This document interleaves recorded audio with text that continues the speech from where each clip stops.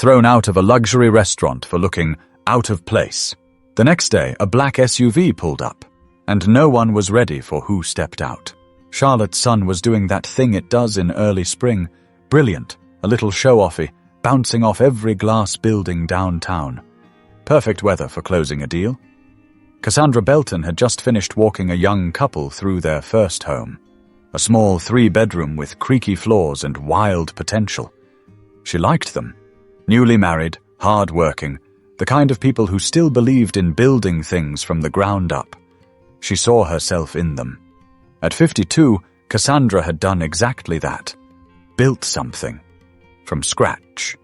No trust fund, no shortcuts. Just time, persistence, and a refusal to quit. She wasn't flashy. She didn't need to be. Her confidence lived in her walk, in the way she held silence in a room without trying to dominate it. After the showing, she drove 5 minutes up to Le Mistral, a high-end restaurant on Tryon Street. She hadn't planned to eat there. It just popped into her mind as she hit the last traffic light. Treat yourself, Cass. You've earned it. She parked her Lexus, checked her phone, and stepped out. No blazer, just a crisp white tee tucked into tailored dark jeans and a pair of grey suede flats. Her locks were pulled back into a low bun. No makeup except gloss. It was a clean, smart look, something she could wear to a cafe or a boardroom. The hostess gave a quick glance, offered a practiced smile, and led her to a two-top near the window. The lunch crowd hadn't kicked in yet. Cassandra glanced at the menu, already craving the grilled salmon with couscous. Then, before her water even arrived, he appeared. He looked about 38, square jaw, slicked back hair, too much cologne. He wore the kind of smile that tried to hide what was underneath. "Ma'am," he said, walking up beside her table like he'd rehearsed it. "I'm afraid we have a dress code here."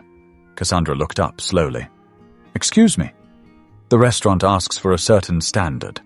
Our guests tend to appreciate a more polished, presentation." She blinked. "I'm wearing clean clothes, I smell like spring, and I just closed a $500,000 sale 2 blocks from here. I'd say I'm pretty polished." A pause. His smile tightened. "We've had concerns." She tilted her head. "Concerns from who?" He glanced toward the front desk, then back to her. "I'm going to have to ask you to leave." There was no scene. Cassandra didn't shout. She didn't cry. She asked one question. Quiet. Steady. "Is it my clothes? Or is it my skin?" He didn't answer. Instead, he gestured toward security. A young guy with visible discomfort walked over and, in a low voice, asked her to gather her things. She stood, picked up her purse, and walked out. No drama, just a silence that clung to every step she took. Outside, she sat in her car, closed the door, and looked straight ahead for a long time. She didn't call anyone. She didn't record a video. But someone else had. From the corner booth by the bar, a woman had watched the whole thing. Recorded it, uploaded it, tagged the restaurant, tagged local news, tagged everyone.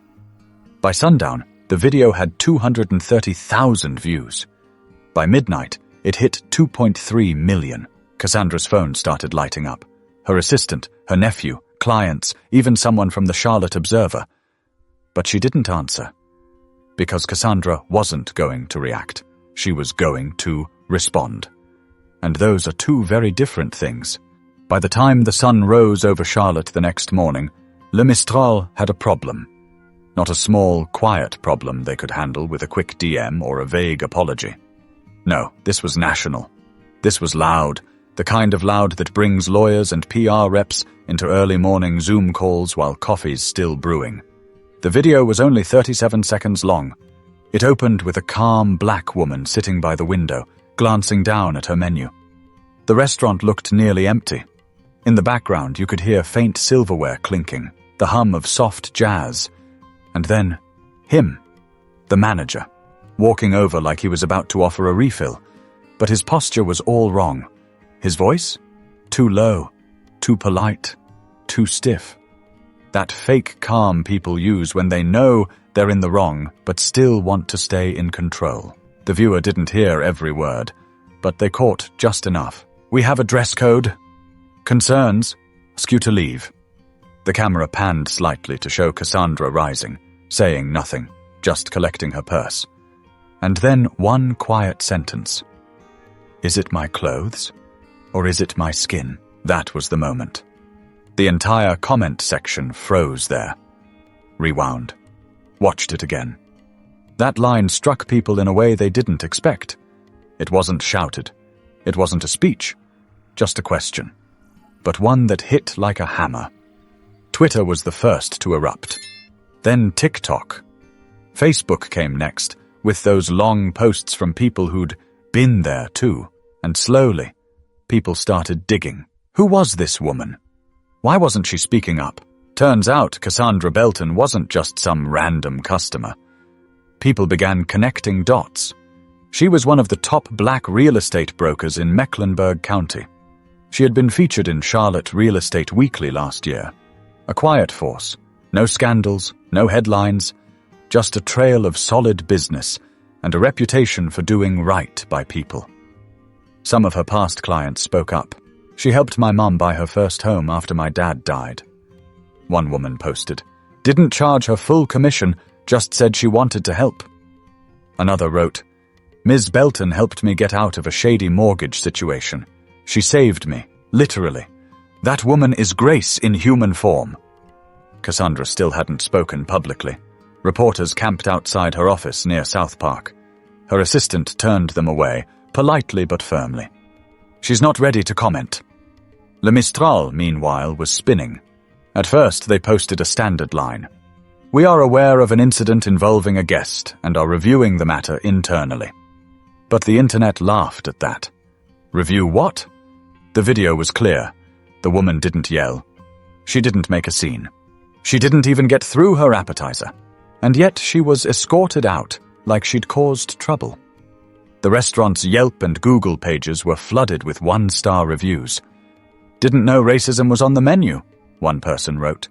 Another posted, be careful how you dress, or who you are, apparently. The manager from the video. His name eventually leaked. Owen Linley. He had worked there for 3 years. Former hospitality manager in Naples, Florida. Known for being strict on presentation, according to an archived blog post about restaurant decorum. A former employee from Le Mistral posted anonymously. He did the same thing to a black couple last year. Complained about their shoes. They were wearing Ferragamo. As the online storm raged, Cassandra's name trended higher. Still, she stayed silent. It wasn't because she was afraid. It was because she was thinking, calculating. She wasn't interested in becoming a viral face or a symbol. She was thinking long-term. She'd spent her life building something stable, and she wasn't going to let one arrogant manager turn her into a hashtag. That afternoon, she finally sat down at her kitchen table, laptop open, reading quietly. She didn't scroll through the comments. She didn't look at the memes. She looked at one thing, an email from a man she hadn't heard from in years. It read, Cass, saw the video. You handled it like you always do, with quiet strength. If you're ready to do something about this, I can help. It was signed, Harlan Desmond, Managing Partner, Desmond & Klein Civil Rights Law. She stared at the name for a moment, then smiled, because now she wasn't alone. Most people who watched that video saw grace, composure. But if you'd grown up with Cassandra Belton, you'd know where that grace came from, and that it didn't come easy. Cassandra was raised in Southfield, Michigan, just outside of Detroit, by her mother, a retired elementary school teacher, and her father, who worked 35 years at a Chrysler plant. Her parents didn't teach her to be quiet. They taught her to listen. They taught her that calm is a strategy, not a personality trait. Especially when you're a black woman in a world built on assumptions. As a child, she watched her mother correct people with a smile and her father win arguments without raising his voice. She learned to measure her words, to pick her moments, and to let other people's panic show before she showed hers. By the time she was 25, Cassandra had already earned her license and was selling homes during lunch breaks at her banking job. Not the big houses at first, just modest starter homes, fixer-uppers with potential.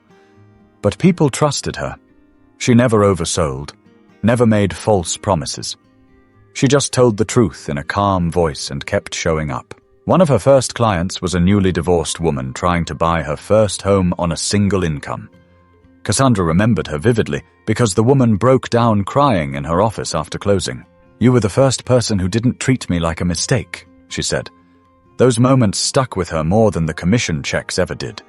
So by the time she sat at her kitchen table in Charlotte, reading Harlan Desmond's email, Cassandra wasn't thinking about revenge. She was thinking about how many people wouldn't have handled the restaurant manager's tone the way she did, and how many of them wouldn't have had the benefit of a stranger recording the moment. Harlan was more than a lawyer. They'd known each other in undergrad at Michigan State. He had been loud then, all passion and protest signs. She was quieter, more methodical. But they respected each other, and though they drifted apart over the years, she'd followed his work. Civil rights cases in Oakland, police discrimination suits in Tallahassee.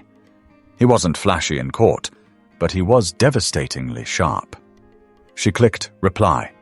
Her message was short. "Let's talk. Tomorrow." The next morning they met at a quiet cafe in Dilworth. Cassandra wore the same white tee and jeans as she did at Le Mistral, like she was sending a message, but one only a few people would get. Harlan was already there, black coffee in hand, eyes scanning the room. He stood when she walked in, didn't comment on the video or the headlines, just nodded toward the seat across from him. "So," he said, "tell me what you want." She thought for a second, then answered, "I want change, but I want it to cost them something." He nodded. "Financial, legal, reputational?" "All of it," she said. He grinned, but it wasn't smug. "Then let's start with the company that owns the building. If they're leasing to Le Mistral, they're liable for what happens on that property." Cassandra leaned forward. "And the manager?" "Let me do some digging," he said. "But yes, there are avenues. You were publicly removed from a business establishment without violating policy. If it was about clothing, that's subjective. If it was about anything else, that's civil." Cassandra sipped her tea, then asked, "What about doing more than just filing a claim? You mean press?" "No," she said. "I mean a conversation, a meeting. Something they're not ready for." He raised his eyebrows. "A sit-down? With me, and a few others." "Who's others?" She smiled faintly. "People who know exactly what it's like to be me, and a few who really don't, but need to." He paused. "You sure?" "I'm done being polite to protect other people's comfort," she said. "They were comfortable when they humiliated me, and now she was done making other people comfortable at her own expense." The following afternoon, lunchtime came with its usual rhythm at Le Mistral. Waiters glided between tables carrying trays of sparkling water and pan-seared halibut. The dining room hummed with clinks and murmurs. Owen Linley, the manager, stood behind the host stand, posture stiff, eyes darting to every corner like he was waiting for something, but didn't know what. Then it happened. A black Cadillac Escalade pulled up in front of the restaurant, its windows so deeply tinted they reflected the sidewalk. At first, no one paid much attention. This was a place where luxury vehicles came and went all day.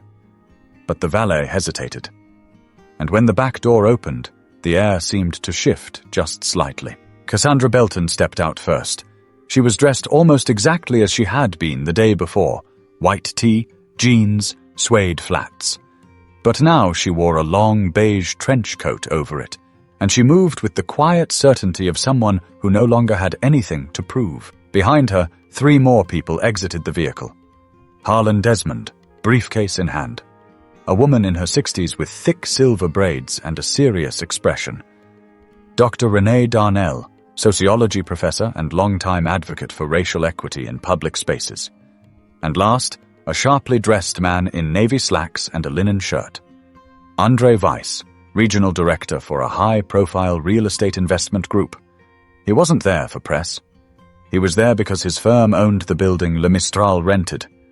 Inside, Owen watched it unfold from behind the glass doors. His face went pale.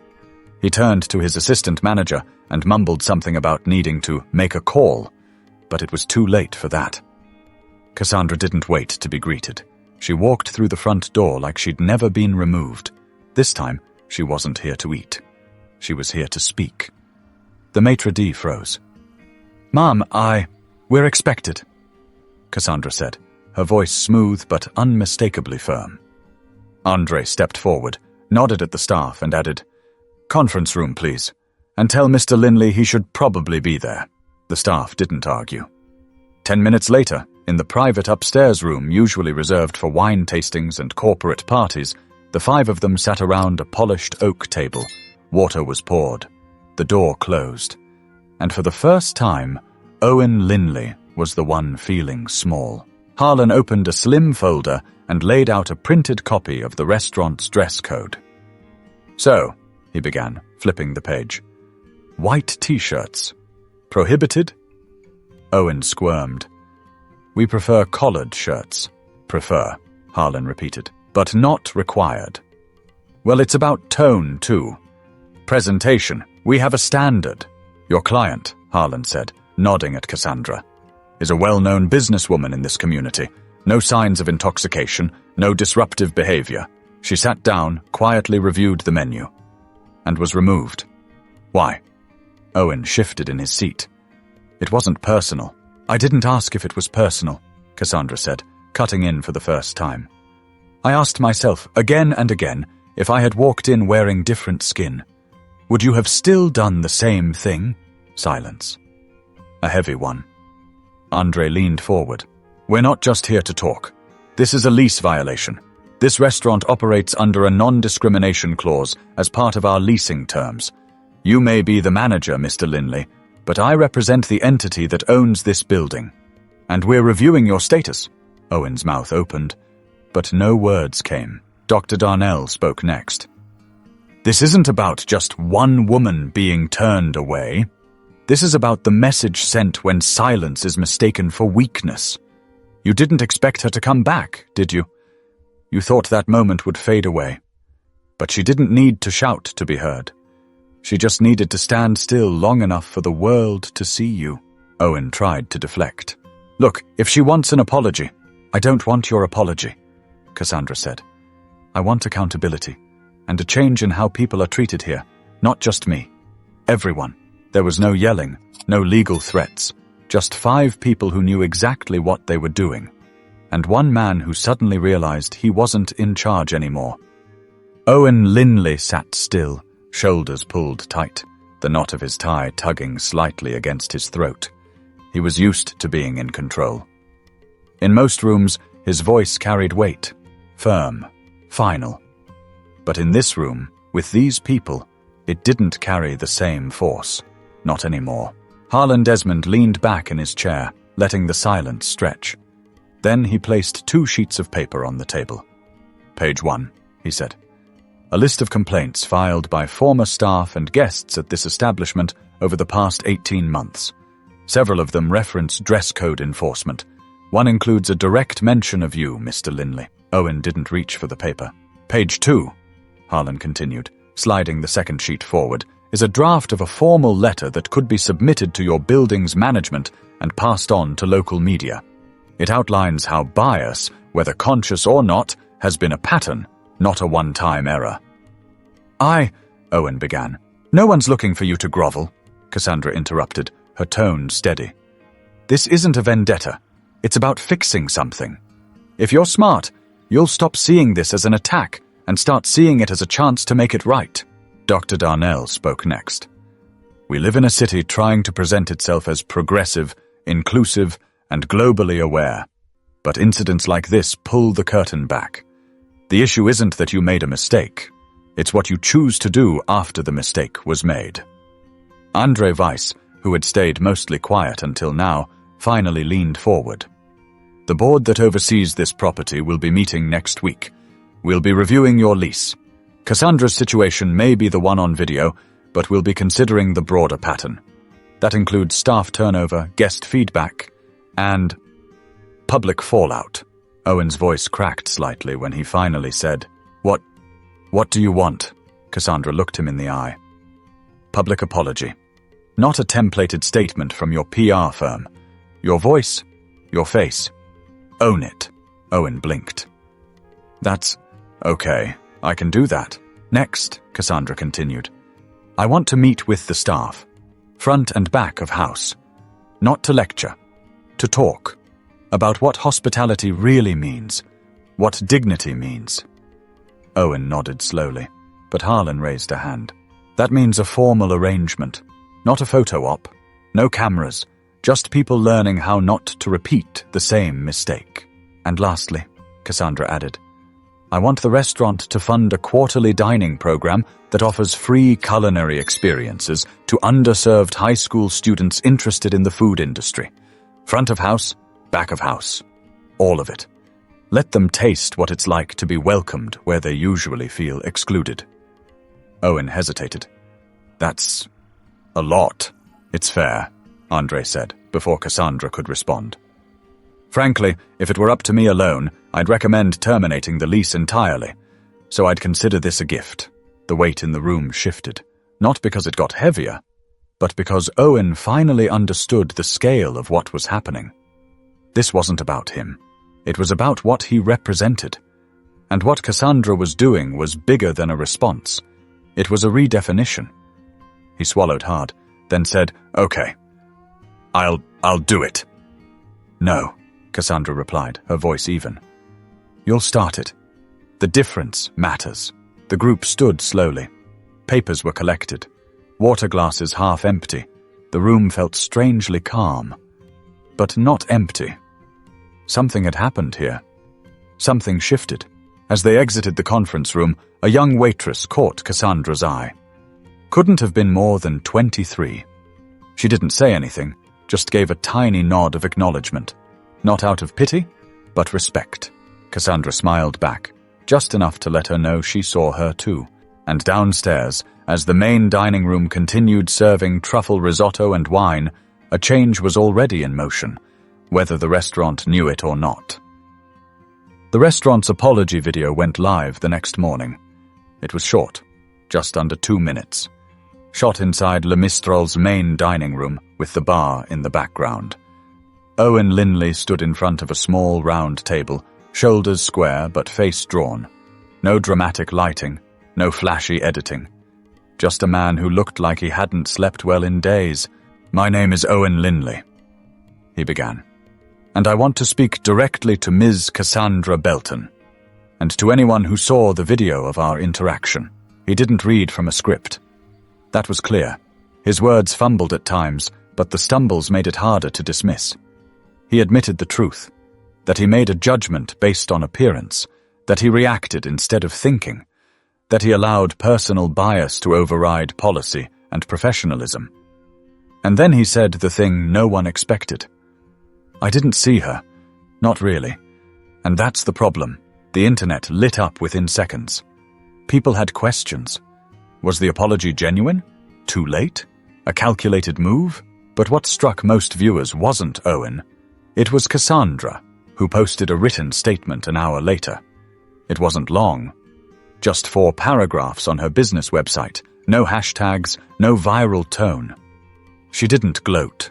She didn't demand sympathy. She simply laid out what had happened, what she had asked for, and what the restaurant had agreed to do. She passagely mentioned the new program for aspiring culinary students and thanked the restaurant's ownership group for working with her directly. Then, in the last line, she wrote, Dignity isn't something you demand. It's something you carry.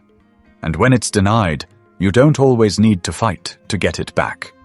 Sometimes you just need to stand still long enough for people to see it was always there. The post spread even faster than the video. Cassandra's inbox flooded again, but now it was different. Local non-profits reached out asking to partner with her on the student dining initiative. A restaurant group in Seattle asked if she'd speak to their leadership. Even the mayor's office sent a quiet message thanking her for how she handled things. But not everyone was supportive. A few voices claimed she was making it about race or taking advantage of the moment. One commentator on a local news segment accused her of trying to cancel a hard-working manager. Cassandra didn't reply to any of it. Instead, she focused on the students. The first event took place just 3 weeks later. 15 high school juniors and seniors from West Charlotte and Harding University High arrived at Le Mistral after hours, escorted by their culinary arts teachers. The staff had cleaned the kitchen to a shine. 3 chefs volunteered their time to teach the students how to plate, prep, and serve. Cassandra didn't speak much that night. She moved from table to table, watching them slice, stir, and taste with wide eyes. One girl, barely 5 feet tall with purple braids and serious focus, turned to her after sampling her first attempt at risotto. "I didn't even know food could taste like this." Cassandra smiled. "It can. And so can opportunity."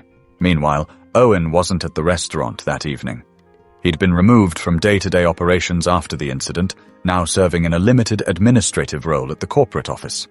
No dramatic firing, just quiet consequence. Exactly the kind Cassandra had aimed for. She wasn't interested in ruining someone's life. She wanted them to live with the reminder. And that reminder now lived in the form of 15 eager young students, laughing and learning inside a restaurant that had once tried to shut someone like them out. The irony wasn't lost on anyone.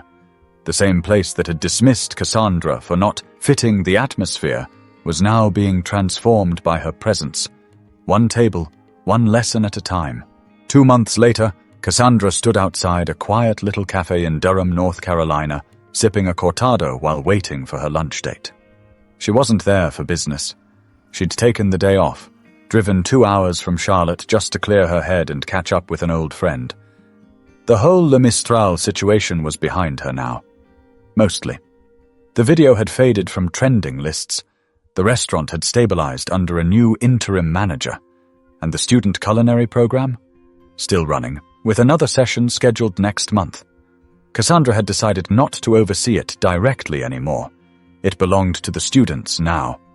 As she sat beneath the awning, sunlight spilling across the pavement, a young woman in a UNC hoodie walked by, slowed down, and turned back. "Excuse me, are you Cassandra Belton?" Cassandra looked up, nodded once. The girl smiled wide. "I saw your video, the one with the restaurant thing. I just wanted to say thank you. You kept it real. Like grown woman real," Cassandra laughed softly. "That's one way to put it. No, seriously. You made a point without making a mess. My aunt talks about you like you're Michelle Obama's older cousin." They both laughed this time. The girl waved goodbye, still smiling. Cassandra didn't need validation. But that moment, that offhanded compliment, meant something. Not because of flattery, but because it told her the right people were paying attention. The next generation was watching how things were handled. Later that afternoon, she walked into a small bistro across the street for lunch. The host, a white man in his 20s with a nose ring and slightly frayed cuffs on his sleeves, looked up and gave her a genuine smile. "Welcome. You dining alone or expecting someone?" "Alone," she said. "Window seat okay?" "Perfect." He grabbed a menu and led her to a booth with sunlight cutting across the table. No hesitation. No second glance at her outfit. Today it was a simple linen shirt and cream-colored slacks. When he left to get her water, Cassandra glanced around the restaurant. A couple arguing softly near the back. 2 women sharing a dessert. A man on his laptop typing fast like the world was about to end. Normal, ordinary, beautiful in its simplicity.